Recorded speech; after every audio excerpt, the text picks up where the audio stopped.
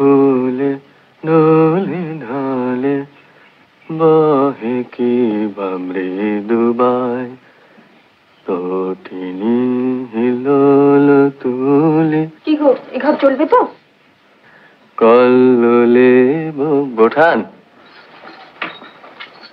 তুমি বলছো এবার চলবে কিনা, আর আমি ভাবছি হোস্টেল জীবনের পর এত সুখ সইবে কিনা। হলেই বা সুখ, এতদিন যে পড়াশোনা ঝুঁকে গেছে, রোগা হয়ে গেছে তো।